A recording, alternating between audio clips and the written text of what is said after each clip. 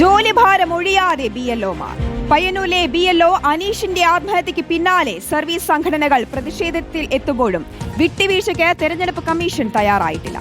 Form വിതരണവും തിരിച്ചുവാങ്ങലും പ്രതിസന്ധിയിലാണെന്ന് BLOമാർ പറയും. 70% വിതരണം പൂർത്തിയാക്കാനായിട്ടില്ല. അതേസമയം അനീഷിന്റെ ആത്മഹത്യക്ക് കാരണം CPIM ഭീഷണി എന്ന ആരോപണം ശക്തമാക്കുകയാണ് കോൺഗ്രസ്. ജോലി സമ്മർദ്ദം എന്ന വാദത്തിൽ ഉറച്ചു നിൽക്കുകയാണ് CPIM. അതേസമയം കുടുംബത്തിന്റെ മൊഴി രേഖപ്പെടുത്താൻ ഒരുങ്ങുകയാണ് പോലീസ്. ഗോപാൽ ശീലാസനലും സിനോജ് തോമസും ചേരുന്നു. ആദ്യം ഗോപാലിലേക്ക്. ഗോപാൽ, അമിത ജോലി ഭാരം, അതുപോലെ തന്നെ അവർക്ക് നേരിടേണ്ടി വരുന്ന ബുദ്ധിമുട്ടുകൾ, ഇതെല്ലാം കഴിഞ്ഞ ദിവസങ്ങളിൽ നമ്മൾ ഓരോരുത്തരായി പറയുന്നത് കേട്ടതാണ്. കരഞ്ഞു പറയുന്നവരെയൊക്കെ നമ്മൾ കണ്ടതാണ്. എന്ത് ചെയ്യാൻ, ജോലി പോയാൽ പോലും കുഴപ്പമില്ലെന്ന് പറഞ്ഞ് അത്രയേറെ വിഷമിച്ച് നിൽക്കുന്നവരെ നമ്മൾ കണ്ടു, BLOമാരെ നമ്മൾ കണ്ടു, കേട്ടു. ഇന്നിപ്പോൾ വലിയ പ്രതിഷേധത്തിലേക്ക് അവർ നീങ്ങുമെന്ന് തന്നെയാണോ മനസ്സിലാക്കുന്നത്? ഈ സർവീസ് സംഘടനകൾ പ്രതിഷേധത്തിലേക്ക് നീങ്ങുന്നു. ഒപ്പം ഇതിൽ പ്രധാനമായിട്ടും ഇങ്ങനെയൊക്കെ സംഭവിച്ച ഒരു മരണമടക്കം നമ്മൾ മുന്നിൽ കണ്ടു. അതിനുശേഷവും തെരഞ്ഞെടുപ്പ് കമ്മീഷൻ ഭാഗത്തു നിന്ന് യാതൊരു അനക്കവും ഉണ്ടായിട്ടില്ല. ഒരു വിട്ടുവീഴ്ചയ്ക്കും തയ്യാറാകാത്ത തെരഞ്ഞെടുപ്പ് കമ്മീഷനെയും കാണുന്നു അല്ലേ? അത് തീർച്ചയായിട്ടും ശ്രുതി, കാരണം ഈ കഴിഞ്ഞ ദിവസം നമ്മൾ കണ്ടതാണ്, ഒരു മരണം സംഭവിച്ചു. ആ വിഷയം പുറത്തേക്ക് വരുന്നതിന് വേണ്ടി അതിനുശേഷം സംസ്ഥാന വ്യാപകമായി തന്നെ വലിയ പ്രതിഷേധമുയർന്നു. ആ സെക്രട്ടേറിയറ്റിലും അതിനോടൊപ്പം തന്നെ ജില്ലാ തലങ്ങളിലും BLOമാർ സർവീസ് സംഘടനകളുടെ നേതൃത്വത്തിൽ പ്രതിഷേധിച്ചു.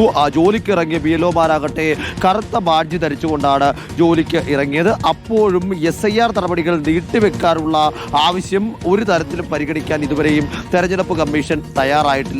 അതിൽ മൗനം പാലിക്കുക തന്നെയാണ്. മറുവശത്ത് ഇത്തരത്തിൽ മരണത്തിന് കാരണം ജോലി സമ്മർദ്ദമല്ല എന്ന് കളക്ടർമാരും അതിനോടൊപ്പം തന്നെ തെരഞ്ഞെടുപ്പ് കമ്മീഷനും ആവർത്തിക്കുകയും ചെയ്യുന്നു. ഇതിൽ ഏറ്റവും വലിയ പ്രതിസന്ധി ഈ എന്യൂമറേഷൻ ഫോമുകൾ വിതരണം ചെയ്തതിനു വേണ്ടിയുള്ള കളക്ഷൻ കേന്ദ്രങ്ങൾ, വിതരണം ചെയ്തത് മടക്കി വാങ്ങുന്നതിനുള്ള കളക്ഷൻ കേന്ദ്രങ്ങൾ പ്രാദേശിക തലത്തിൽ സ്ഥാപിക്കണമെന്ന് തീരുമാനമെടുത്തിരുന്നു. അത് തിരുവനന്തപുരം ജില്ലയിൽ മാത്രമാണ് നിലവിൽ നടപ്പിലാക്കിയിട്ടുള്ളത്. മറ്റൊരിടങ്ങളിലും അത് ഇല്ല. അതിൽ ഏറ്റവും ഇവർ ഇപ്പോൾ നിലവിൽ പറയുന്നത്, നിലവിലുള്ള BLOമാരെക്കാൾ കൂടുതലായി എണ്ണം BLOമാരുടേത് വർദ്ധിപ്പിക്കണം ഈ ഫോം വിതരണത്തിന് വേണ്ടി. അതിനോടൊപ്പം തന്നെ ഈ വിതരണത്തിനുള്ള തീയതി, ഈ 15-ാം തീയതി ഡെഡ് ലൈൻ നൽകി അതിനുശേഷം ഈ അടുത്ത ദിവസങ്ങളിൽ പരമാവധി വേഗത്തിൽ ഇത് നടപ്പിലാക്കി തീർക്കണമെന്നാണ് നിർദ്ദേശം നൽകിയത്. അത് സാധിക്കുകയില്ല. നിലവിൽ 70% മാത്രമേ ഫോമുകൾ വിതരണം ചെയ്തിട്ടുള്ളൂ. അതുകൊണ്ട് തന്നെ BLOമാരുടെ എണ്ണം കൂട്ടുകയും ഈ തീയതി നീട്ടി നൽകുകയും ചെയ്യണമെന്ന ആവശ്യമാണ് ഈ ഘട്ടത്തിൽ ഇവർ മുന്നോട്ട് വെക്കുന്നത്. ആ ആവശ്യം പരിഗണിക്കാൻ തയ്യാറായില്ലെങ്കിൽ വീണ്ടും തുടർ സമരങ്ങളിലേക്ക് കടക്കാൻ തന്നെയാണ് സർവീസ് സംഘടനകളുടെ ഇപ്പോഴത്തെ ആലോചന. അക്കാര്യത്തിൽ ഒരു അന്തിമ തീരുമാനത്തിലേക്ക് എത്തിയിട്ടില്ല. ഈ വരുന്ന ദിവസങ്ങളിൽ എന്തെങ്കിലും തരത്തിലേക്കുള്ള നടപടിയോ ഇടപെടലോ തെരഞ്ഞെടുപ്പ് കമ്മീഷന്റെ ഭാഗത്ത് നിന്നുണ്ടോ എന്നതാണ് അവർ ഉറ്റുനോക്കുന്ന കാര്യം. അതേസമയം തന്നെ ഈ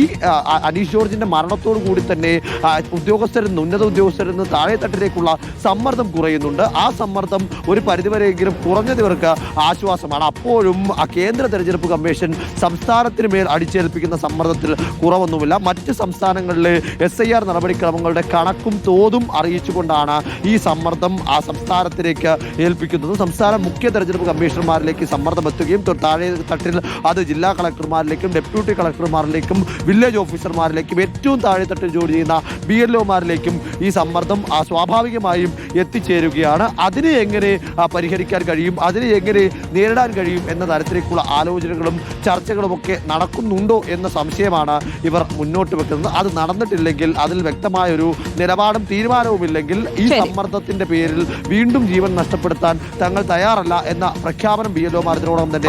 ഗോപാൽ ശീലാസനിലാണ് വിവരങ്ങൾ നൽകിയത്.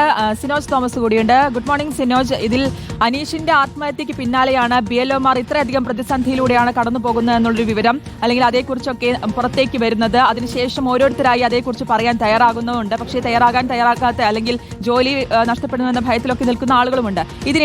ഇതിനിടയ്ക്കാണ് കഴിഞ്ഞ ദിവസം, ഇന്നലെ മൊത്തം നമ്മൾ കേട്ടതാണ് പല രീതിയിലുള്ള ആരോപണ പ്രത്യാരോപണങ്ങൾ CPIM-ഉം കോൺഗ്രസും ഉന്നയിക്കുന്നത്. അതിൽ പ്രധാനമായും CPIM-ന്റെ ഭീഷണി എന്നുള്ളൊരു കാര്യമായിരുന്നു. ഇന്നലെ കണ്ണൂർ DCC പ്രസിഡന്റ് അടക്കം പുറത്തുവിട്ട ശബ്ദ സംഭാഷണം അടക്കം നമ്മൾ കേൾക്കുകയും ചെയ്തതാണ്. പക്ഷേ അങ്ങനെയല്ല, ഇത് ജോലി സമ്മർദ്ദം തന്നെയുള്ള ഒരു വാദം എന്നാണ് CPIM ആരോപിക്കുന്നത്. എങ്ങനെയാണ് ഇരു കൂട്ടരും ഇതിനെ കാണുന്നത്? ശ്രുതി, അതായത് ഈ അനീഷ് ജോർജിന്റെ മരണത്തിന്റെ കാരണം എന്ന് തുടക്കത്തിൽ ഭരണ പ്രതിപക്ഷ പാർട്ടികൾ വ്യത്യാസമില്ലാതെ പറഞ്ഞുകൊണ്ടിരുന്നത് അത് ജോലിഭാരം എന്നായിരുന്നു. പക്ഷേ ജില്ലാ കളക്ടർ ഉൾപ്പെടെയുള്ള തെരഞ്ഞെടുപ്പ് കമ്മീഷൻ ഉദ്യോഗസ്ഥർ പറഞ്ഞത് അങ്ങനെ ജോലിഭാരം ഇല്ലെന്ന് വാദിച്ചു. പക്ഷേ കുടുംബം ഉൾപ്പെടെ ജോലിഭാരം ഉണ്ടെന്ന് പറഞ്ഞു. എല്ലാ BLOമാരും അങ്ങനെ തന്നെ നിൽക്കുകയും ചെയ്തു. പക്ഷേ ഇന്നലെയാണ് ഈ സംഭവത്തിൽ ഒരു ട്വിസ്റ്റ് സംഭവിക്കുന്നത്. DCC പ്രസിഡന്റ് മാർട്ടിൻ ജോർജാണ് അനീഷ് ജോർജിന്റെ ഒരു ഫോൺ സംഭാഷണം പുറത്തുവിടുന്നത്. കോൺഗ്രസിന്റെ ബൂത്ത് ഏജന്റായ വൈശാഖുമായി നടത്തിയ സംഭാഷണമാണ് പുറത്തുവിടുന്നത്. അതിൽ അദ്ദേഹം പറയുന്നുണ്ട് തനിക്ക് പുറമേ നിന്ന് ഭീഷണി ഉണ്ടെന്ന തരത്തിൽ അദ്ദേഹം പറയുകയും ചെയ്യുന്നുണ്ട്. ആ ഭീഷണി എന്ന് പറയുന്നത് CPM-ന്റെ ബൂത്ത് ഏജന്റും ഒപ്പം തന്നെ CPM പ്രവർത്തകരും നടത്തിയ ഭീഷണിയാണെന്നാണ് കോൺഗ്രസ് ആരോപിക്കുന്നത്. അത് ജോലി ഭാരത്തിനൊപ്പം തന്നെ CPM-ന്റെ ഭീഷണി കൂടി വന്നതോടുകൂടിയാണ് ജീവിതം അവസാനിപ്പിക്കാൻ അനീഷ് ജോർജ് തീരുമാനിച്ചതെന്നാണ് കോൺഗ്രസിന്റെ ആരോപണം. പ്രതിപക്ഷ നേതാവ് ഉൾപ്പെടെ ആ രീതിയിലേക്ക് കാര്യങ്ങൾ ഉന്നയിക്കുകയും ചെയ്തിട്ടുണ്ട്. പക്ഷേ CPM ഇപ്പോഴും ഉറച്ചു നിൽക്കുന്നു. ഇന്നലെ KK രാഗേഷ് ഉൾപ്പെടെയുള്ള CPM നേതാക്കൾ പറഞ്ഞിരിക്കുന്നത് ജോലിഭാരം മാത്രമാണ് ഈ മരണത്തിന് കാരണമെന്നാണ് അറിയിച്ചിരിക്കുന്നത്. പക്ഷേ പോലീസ് ഇതുമായി ബന്ധപ്പെട്ട് കുടുംബാംഗങ്ങളുടെ വിശദമായ മൊഴി ഇന്ന് രേഖപ്പെടുത്തിയേക്കും. കാരണം